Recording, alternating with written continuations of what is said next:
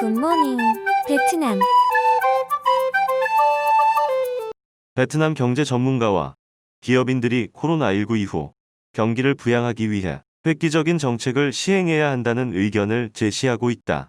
금리를 대폭 인하해 기업 대출을 지원하고 공공투자를 조속히 집행하는 것 외에 기업 소득세 개정까지 요구하고 있다.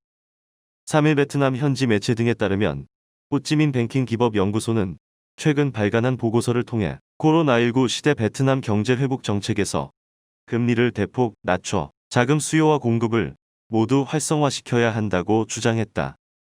베트남 중앙은행은 올해 3월, 5월에 한 번씩 금리를 인하했지만 기업들이 은행권에서 충분한 자금을 조달하기에는 부족한 수준이기 때문이다. 현재 베트남 기준 금리는 1.8%로 연초보다 0.5에서 1% 낮아졌지만 은행 간 대출 금리 인상을 억제하는 정도의 효과만 있다는 것이 호찌민 뱅킹 기법 연구소 전문가들의 지적이다. 베트남 은행들은 최근 몇 년간 바젤이 기준의 자기 자본 비율을 맞추느라 높은 비용을 들여 자본을 동원해왔기 때문에 낮은 금리의 대규모 기업 대출에 소극적인 상황이다. 보크옥탕 동탐그룹 회장은 은행들의 예금 대비 대출 비율을 현행 85%에서 90%로 높이고 자본 확충 압력을 완화하는 정책을 시행해야 한다고 주장했다.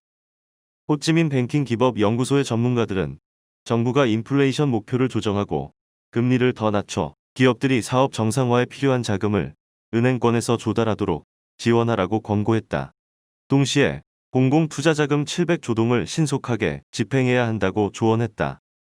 이에 대해 응웬반풍 대과세 국대기업관세관리부문 책임자는 이전에도 이런 논의가 있었지만 전 세계적으로 이를 실행한 사례가 없고 이를 시행할 경우 세수가 크게 줄어들기 때문에 국회가 승인하지 않았다고 말했다. 또한 기업 인수 및 합병이 매우 활발해 소유주가 계속 바뀌고 있기 때문에 적용하기 어려운 상황이기도 하다. 그러나 이것은 과감한 제안이며 세금 관련 당국은 향후 기업 소득세법을 개정하면서 실제 적용 여부를 검토할 계획이라고 말했다. 베트남 하노이시에서 한국 기업의 대규모 투자 프로젝트가 속도를 내기 시작했다. 베트남 현지 언론에 따르면 하노이시가 지난 27일 개최한 2020 하노이 투자 및 개발 협력 컨퍼런스를 열고 총 405조 5,700억 동 규모의 299개 프로젝트 투자 증명서를 발급했다. 299개 프로젝트에는 4,700만 달러 규모의 하노이 롯데월드 아쿠아리움, 3억 8,800만 달러 규모의 대우건설 스타레이크시티, 부영 국제아파트 등 한국 기업이 추진하는 대형 사업들이 포함됐다. 스타레이크시티의 경우 대우건설이 1996년 베트남 정부에 신도시 조성을 제안하면서 시작된 최초의 한국형 신도시 수출 사업이다. 하노이 구도심 북서쪽 서호 지역에 210만 4,281 제곱미터 규모의 신도시를 건설한다. 대우건설은 이번에 이 신도시 내에 35층 규모의 주상복합 빌딩 2개동을 짓는 프로젝트에 대한 투자 증명서를 받았다.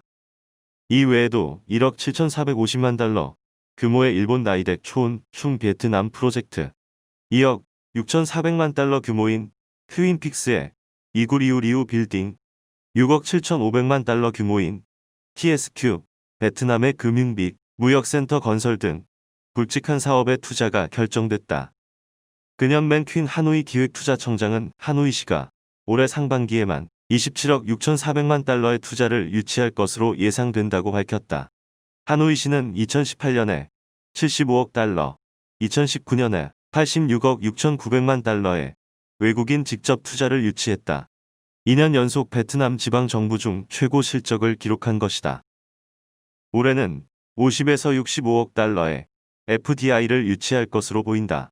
하노이시는 코로나19로 어려워진 경제 상황을 극복하기 위해 외국인 투자를 선별 유치하는 정책을 시행하고 있다. 즉, 과학 및 기술 관련 자본을 통해 교통, 인프라, 산업단지, 환경보호 등에 대한 투자를 강화할 예정이다.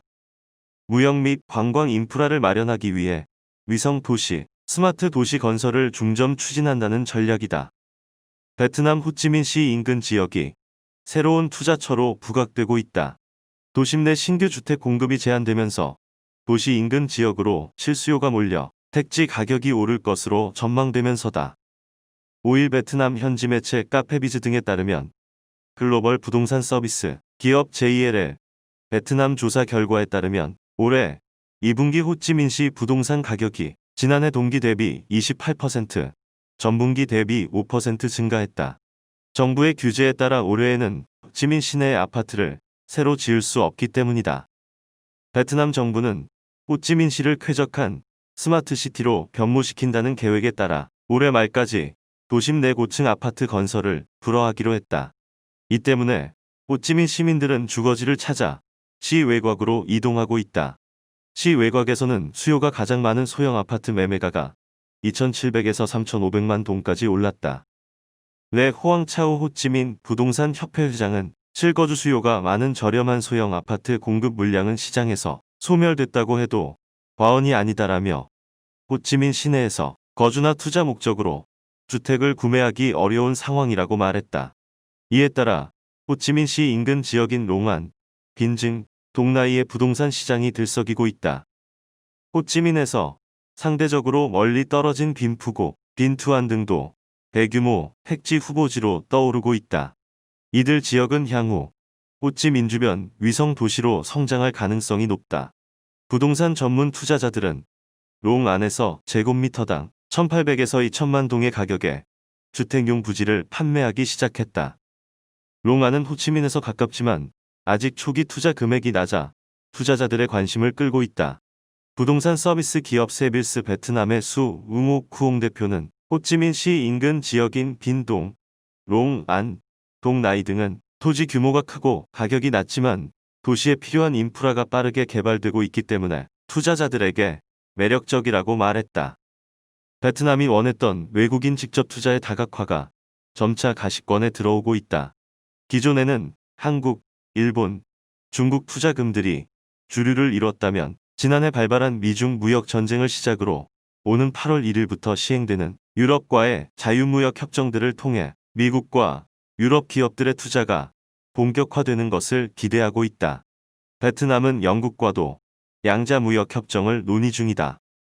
미국 주재 베트남 대사관에 따르면 최근 워싱턴 DC에서 하킴 응옥 대사는 미국 국제개발금융기구 아담스 벨러 국장과의 만남에서 글로벌 밸류체인 구성에 있어 베트남이 최우선 파트너가 될 것을 확인했다고 밝혔다. 이 자리에서 벨러 국장은 DFC가 메콩강 하위 지역의 개발 프로젝트 지원에 관심이 있다고 말했다. 현재 DFC는 개발도상국에서 투자 프로젝트, 특히 에너지 인프라와 디지털 경제 분야의 프로젝트를 지원하기 위한 여러 계획들을 검토 중이다. 응옥 대사는 베트남과 미국의 수교 25주년을 기념해 올해 DFC가 메콩을 비롯한 여러 지역에 투자를 하기 위한 아세안 미국, 베트남 미국 등과 같이 논의하는 국제협력 프로그램에 지속적으로 참여해 줄 것을 요청했다.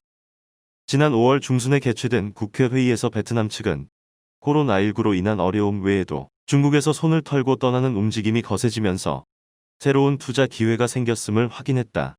실제 3월부터 애플이 중국에서 베트남으로 생산 라인을 일부 이전해 생산을 시작했다. 2분기에 애플은 베트남에서 400만 대의 에어팟을 생산할 계획이다. 구글과 마이크로소프트 역시 일부 생산 라인을 이전하고 있다. 이 외에도 아마존이나 홈디포와 같은 기업들은 베트남을 인도네시아, 태국 또는 말레이시아 외의 좋은 목적지 중 하나로 인식하고 있으며 현지 인력을 채용하고 공급망을 모색하고 있다. 굿모닝, 베트남.